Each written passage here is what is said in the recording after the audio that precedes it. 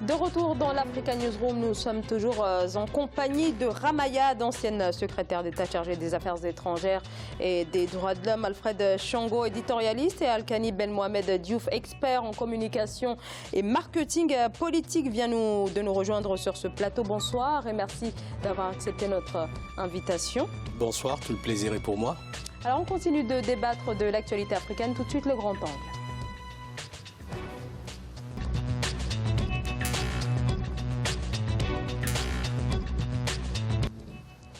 Après 10 ans d'attente, le Sénégal a inauguré ce jeudi le nouvel aéroport international Blaise Diagne, situé à Dias, au sud-est de Dakar. L'infrastructure se veut ultra moderne. Elle est portée depuis 10 ans par 2 présidents successifs de cet aéroport. Les autorités sénégalaises veulent en faire un véritable hub africain. Je vous propose d'écouter le chef de l'État.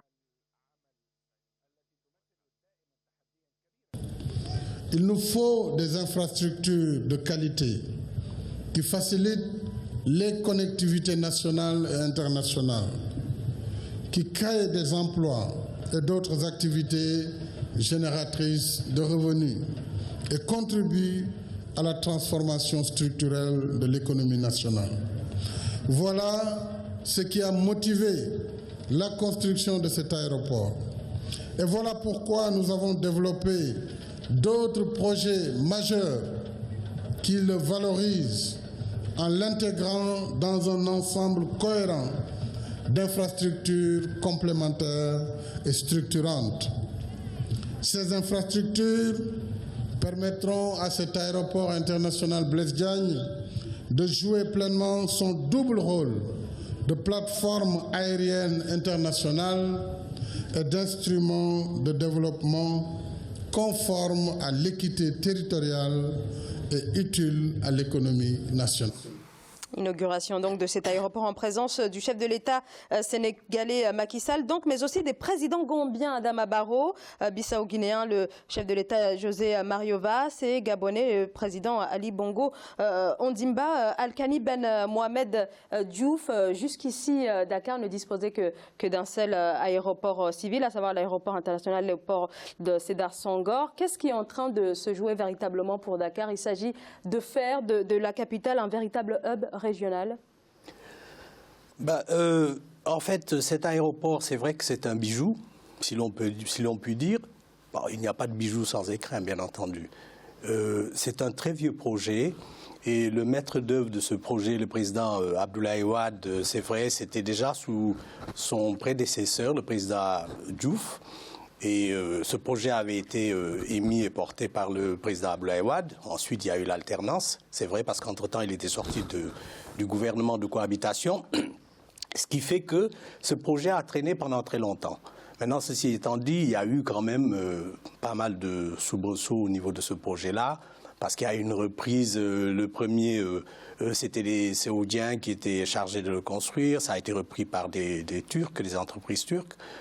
Moi, ce que je déplore par rapport à cet aéroport, c'est surtout, en fait, on a laissé pour compte tous ceux qui étaient dans le précédent aéroport, l'aéroport Sédar Senghor, et qui n'ont pas été repris. Il y a des salariés qui sont restés sur le carreau, des entreprises aussi pour près de 500 à 600 salariés qui n'ont pas été reprises parce que les Turcs ont imposé un contrat assez draconien. Bon, c'est tout cela. Maintenant, ceci étant dit, c'est vrai que le président, il parle d'infrastructures modernes, mais dans un pays, il n'y a pas que les infrastructures. Il faut aussi qu'il y ait des institutions modernes et que les hommes qui sont censés conduire toutes ces institutions et piloter ces aéroports-là soient aussi des hommes de qualité. Ça, c'est très important. Qu'adviendra-t-il de cet aéroport dans 5 ou 10 ans? Parce que tout est problème d'entretien après au niveau de l'Afrique. C'est surtout ça le drame. Alfred Chango, qu'est-ce qui explique par ailleurs que, voilà, dans un premier temps, le coût estimé de cet aéroport au moment du début des travaux est estimé à 200 milliards de francs CFA et puis finalement plus de 400 milliards de francs CFA. Qu'est-ce qui explique cela? Zahraou, avant de répondre à votre question, je voudrais avoir quand même une pensée pour Abdoulaye Wade. Je pensais le voir, j'ai vu les images, mais je ne l'ai pas vu. Je pensais que Macky Sall aurait eu la décence de l'inviter quand même à l'inauguration de cet aéroport. Qu'à cela ne tienne. Souvent, ces projets pharaoniques comme ça, énormes, sont mal évalués au départ. Au fond, on part dans l'idéal avec un chiffre, mais on ne calcule pas tous les aléas qui peuvent survenir pendant la construction de cet équipement-là. C'est ça qui fait qu'il y a des surcoûts après, et on est surpris. Et puis, le fait qu'il y ait eu cette rupture avec l'Arabie Saoudite et le passage vers les Turcs, ça a augmenté les coûts de la construction de l'aéroport. Et puis, il faut aussi tenir compte de l'environnement international qui a fluctué depuis le moment où cette idée a été lancée de construire un nouvel aéroport pour remplacer l'aéroport Léopold Sédar Senghor. Et puis là, Macky Sall ne nous dit pas ce que ça va devenir. Est-ce qu'on laisse tomber complètement cet aéroport ou ça va être utilisé? Quelle en sera la finalité? Il ne nous dit pas ce qui sera fait. Donc, il y a cela qui explique justement ces surcoûts-là. Je voudrais aussi que ce qui est intéressant dans ce qui vient de se passer au moment de cette inauguration, le fait qu'il ait invité les chefs d'État des pays environnants ou de la proximité, ça permet effectivement de donner une indication sur probablement la manière dont ça sera géré avec les voisins directs. Mais qu'il ait intégré la Gambie, je trouve que c'est une bonne chose, au-delà du Gabon et puis de la Guinée équatoriale ou la Guinée-Bissau à côté. Ramayad. Je trouve que c'est une bonne nouvelle et je pense qu'il faut s'en féliciter que l'inauguration d'un aéroport aussi moderne et que cela doit être mis clairement au crédit de Macky Sall et de son septennat. Dans le cadre de son plan Sénégal émergence, ça restera comme un des marqueurs forts de son septennat et il faut l'en féliciter. C'est Abdoulaye Wade qui a lancé quand même, avant lui. Diouf. Il faut toujours finir, c'est ce qui est important. Voilà. C'est pas vous que je vais l'apprendre. Donc le finish est plus important encore et il a été au bout de cette affaire-là. Ça a coûté cher, c'est vrai, mais vous savez, pour ces projets d'envergure, ça coûte toujours plus que ce qui est prévu au départ. Quel que soit le pays, ce n'est pas propre, encore une fois, là, au Sénégal et à l'Afrique. Je veux dire, j'ai été secrétaire d'État au sport, on était chargé d'organiser l'Euro de football en France en 2016, on est parti avec un budget, et puis finalement, on s'est retrouvé avec le triple. C'est souvent comme cela, et d'ailleurs, ça ne plaît pas aux opinions, mais parce qu'il faut s'adapter aussi aux circonstances. Donc, un, c'est bien pour Macky Sall, c'est un point important. Deux, c'est bien pour le Sénégal et le rayonnement du Sénégal, parce que le pays est en train de connaître un changement économique majeur avec la découverte des hydrocarbures.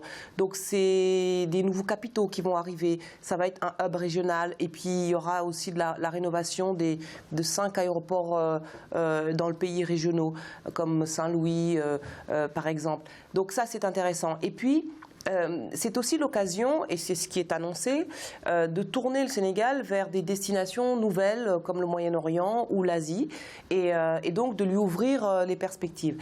Et qui dit aéroport dit avion.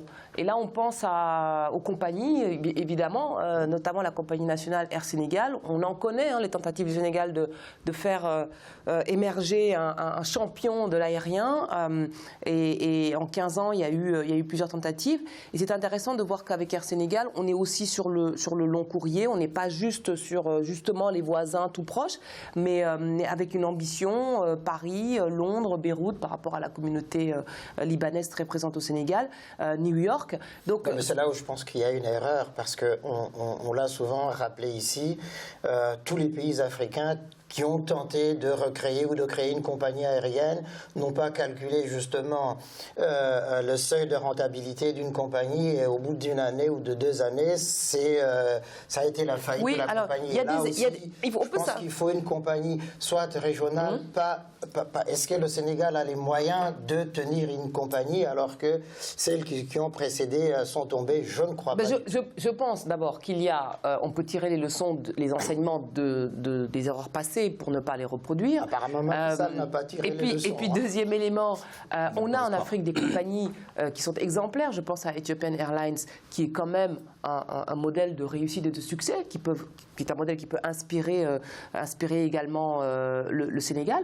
Et puis, c'est vrai que c'est un projet ambitieux. On parle sur l'aéroport 3 millions de passagers, sur Air Sénégal d'1 million de passagers, tout ça en très peu d'années. C'est ambitieux, mais le pays est à un tournant économique, un tournant de son histoire. Et je pense que, il faut voir aussi le contexte de l'aérien au niveau mondial.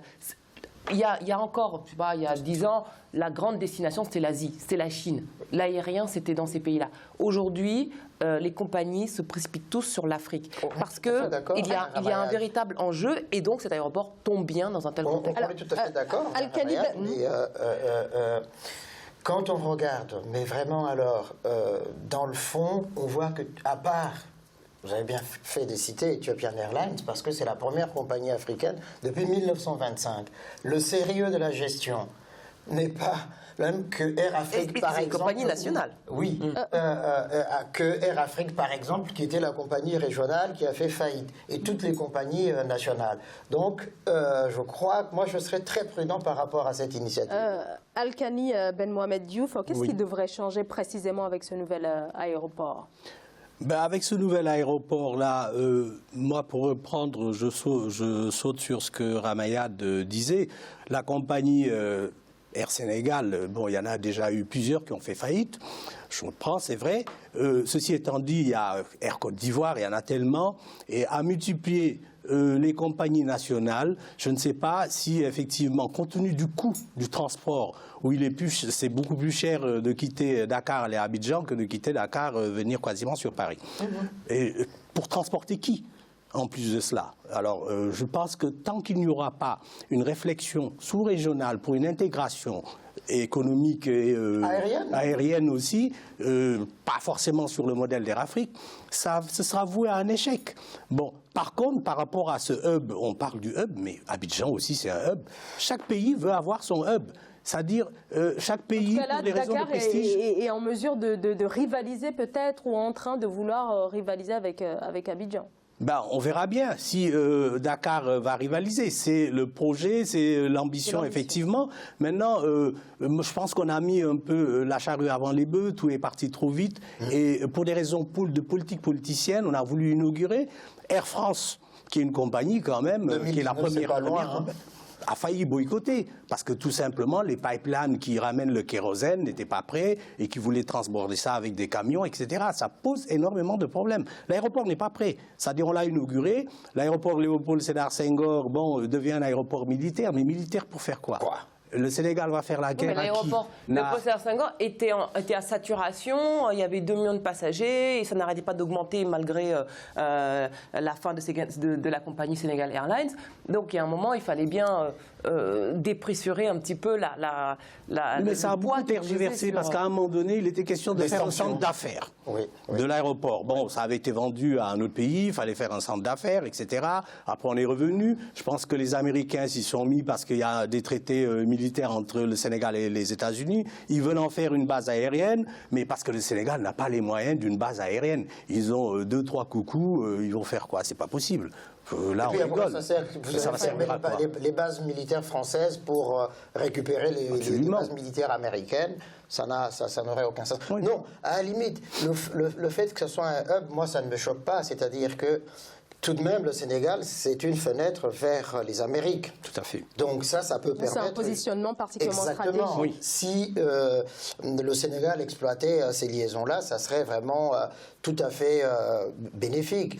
Mais il faut que ça soit coordonné avec Abidjan, avec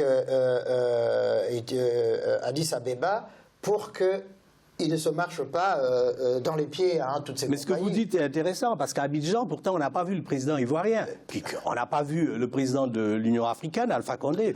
La Gambie, moi, je veux bien, la Guinée-Bissau aussi, pourquoi pas le Gabon. Bon, mais là, on touche du doigt le problème fondamental qui dépasse même la question de l'aérien sur le continent africain. C'est la question des frontières, de la libre circulation des personnes. C'est l'un des maux actuellement de l'Afrique. C'est-à-dire que on ne peut pas penser cette question-là de l'aérien sans évoquer le soubassement fondamental de la libre circulation des personnes. Elle n'existe pas sur le continent africain. C'est-à-dire qu'on a le problème dont tout le monde parle dans les pays occidentaux, des migrants qui traversent dans les conditions qu'on sait de la traite, de l'esclavage et tout ça. Bon, et en même temps, à l'intérieur même des pays africains, ils ne peuvent pas circuler. Ils ne peuvent pas circuler. Donc, il y a une double trappe qui se crée pour les citoyens africains. Une trappe sur l'extérieur qui n'arrive pas à percer le mur de l'extérieur de la Méditerranée et une trappe interne où ils sont également prisonniers de leur propre territoire. Alors qu'on sait très bien que cet espace africain n'est pas, comment dire, c'est dans l'histoire jouer des frontières. Elle n'existe pas culturellement. Mais au niveau de la CEDEAO, pourtant, il y a la libre circulation. C'est une question de moyens. Mais on n'est pas allé au bout. Les coûts sont trop chers. Ils ne sont pas allés au bout de ces démarches-là, en termes de visa, en termes de passeport. Et donc, l'aérien s'intègre dans cette logique-là. Et c'est pour ça qu'il est très important qu'effectivement, il y ait une coordination entre les aéroports, entre les compagnies, entre les États, pour que ce soit finalement par l'aérien la première pierre qu'on pose de cette libre circulation sur un continent qui devrait se jouer de ses frontières, surtout quand le Nord se ferme à ce point-là. Alors on va marquer une courte pause, si vous le voulez bien. On revient dans quelques instants. À tout de suite.